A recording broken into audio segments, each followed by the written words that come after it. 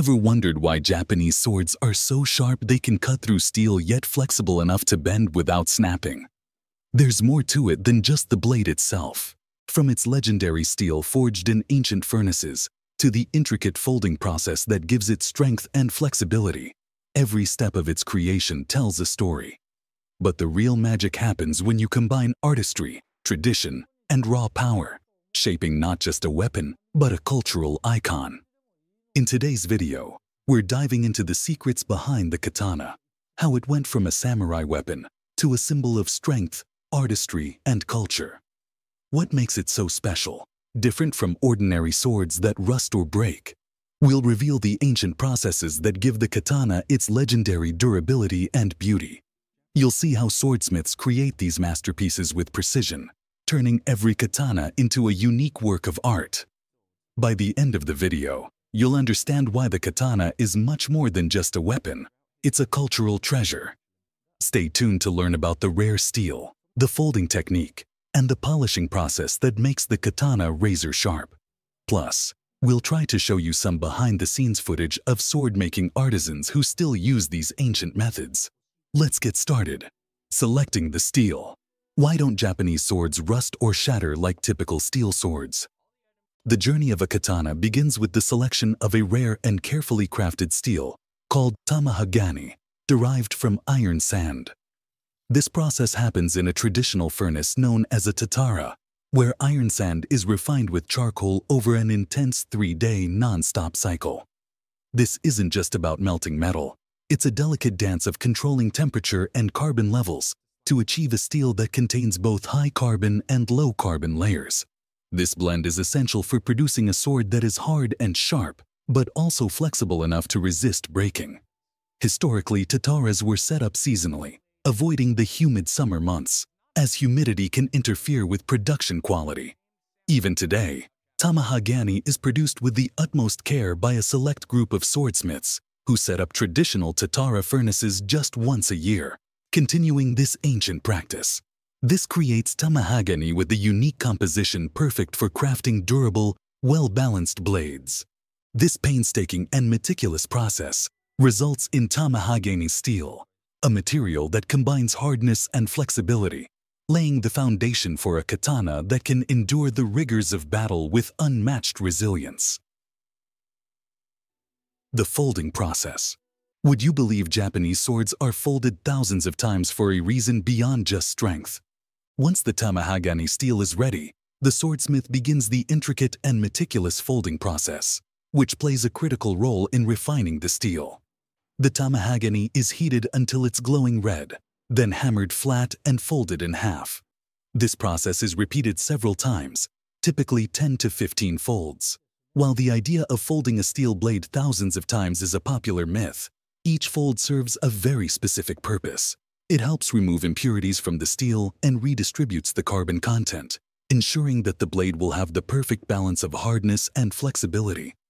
With each fold, the number of layers increases, eventually creating anywhere from 1,024 to 32,000 layers, depending on the number of folds. But it's not about reaching an extreme number of layers. Instead, the goal is to refine and perfect the steel, enhancing the strength and durability of the blade. The process also creates distinctive patterns in the steel known as hada. These patterns resemble the grain of wood and are unique to each sword, acting like a fingerprint of the swordsmith's craft. This folding process ensures that the katana is not just strong, but incredibly resilient, with layers that balance out the hardness and flexibility of the steel. And those distinctive patterns, they reveal the story of the blade's creation, making every katana a one-of-a-kind masterpiece. Forming the shape, shaping the blade. Think the katana's iconic curve is just hammered into shape. There's a twist. Shaping the katana, or shinobi, is where the blade's unique personality begins to take form. Swordsmiths carefully hammer the tamahagani steel, working to create a uniform thickness along the blade, while tapering it gently toward the tip. But here's the catch. The katana's legendary curve doesn't come from the hammering alone. Instead, the curve forms during the hardening process, thanks to what's called differential hardening. The edge of the blade is coated with clay, which cools faster than the spine during the quenching process. This rapid cooling creates a distinct curve, making the katana not just a sharp weapon, but an iconic piece of artistry. The shaping of the blade, or shinobi, also involves forming its length and thickness, which influences how the sword handles and how efficiently it cuts. This careful balance of shaping and cooling results in a katana that's not only visually striking, but also perfectly balanced for swift, precise cuts, ideal for both combat and display. Heat treating and hardening. Did you know the katana's razor-sharp edge and tough spine are achieved through just one intense process? After the katana's shape is finalized, the swordsmith prepares a unique clay mixture and applies it carefully along the blade's edge. Once coated, the blade is heated and then plunged into water, a process known as differential hardening. This cooling process doesn't just create a stunning visual effect, it's practical too. The clay-covered spine cools more slowly, leaving the spine soft and flexible, while the exposed edge cools rapidly, transforming into martensitic steel that's incredibly hard and razor-sharp. This creates the dual nature of the katana, a blade that's both strong and sharp. The rapid cooling also brings out the heimin, a wavy, almost mystical pattern that runs along the edge, marking the blade's perfect balance of strength and sharpness. This method is what gives the katana its exceptional sharpness and durability, qualities that have helped it earn a near-mythical status in both history and legend. The polishing process. Think polishing is just about making a sword shiny? Think again. It's the key to a katana's performance. After the katana is forged, it's handed over to a togishi, a master polisher who brings out the blade's true potential. Polishing isn't just about making it gleam. It's a delicate process that enhances both the blade's aesthetics and sharpness. The togishi uses a series of progressively finer stones to reveal the hamen, the wavy pattern created by the differential hardening, and the heida, which showcases the intricate grain of the steel. This multi-step process can take days or even weeks, depending on the sword's complexity. The goal isn't just beauty, though. That polished edge is what makes the katana razor sharp and combat-ready. With every stroke, the togishi removes imperfections, refining the blade until it's honed to perfection. Polishing doesn't only reveal the katana's artistry, it also improves its cutting ability. A smooth, well-honed blade ensures the katana can slice with precision and ease, handling the rigors of battle.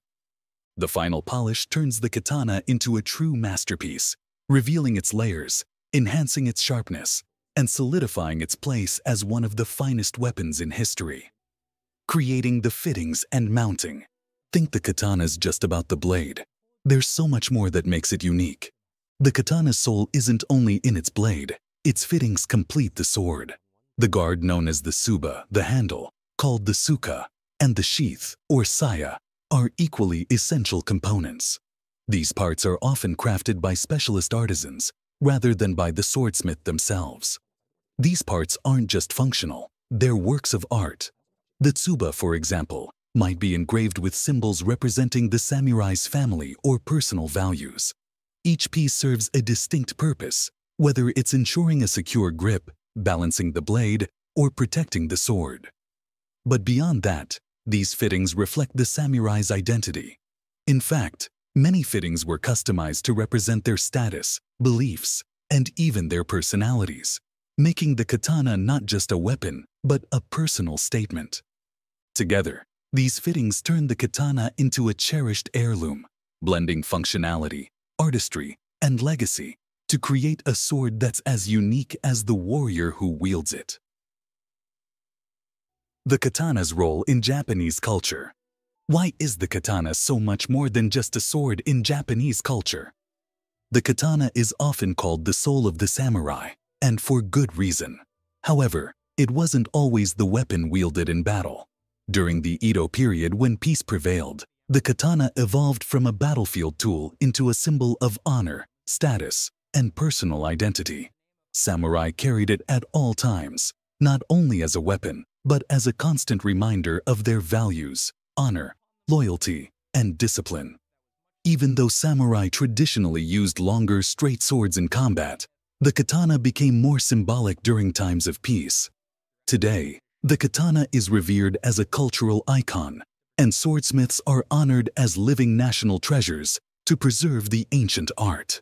Sword-making ceremonies still include purification rituals, underscoring the katana's deep connection to samurai heritage. The katana's evolution from a battlefield weapon to a cultural treasure speaks to its unmatched artistry, the skill behind its creation, and the spiritual significance it holds, a legacy that continues to endure today. And that's a wrap. The Japanese katana is so much more than a weapon. It's a masterpiece crafted with the precision of science, the passion of art, and the weight of history. Every katana holds within it centuries of tradition, a testament to Japan's culture and dedication to craftsmanship. If you found this journey into the world of Japanese swordmaking as fascinating as we did, don't forget to like, subscribe, and tell us in the comments what other aspects of samurai culture you'd love to explore. Keep learning, stay curious, and we'll see you in the next video.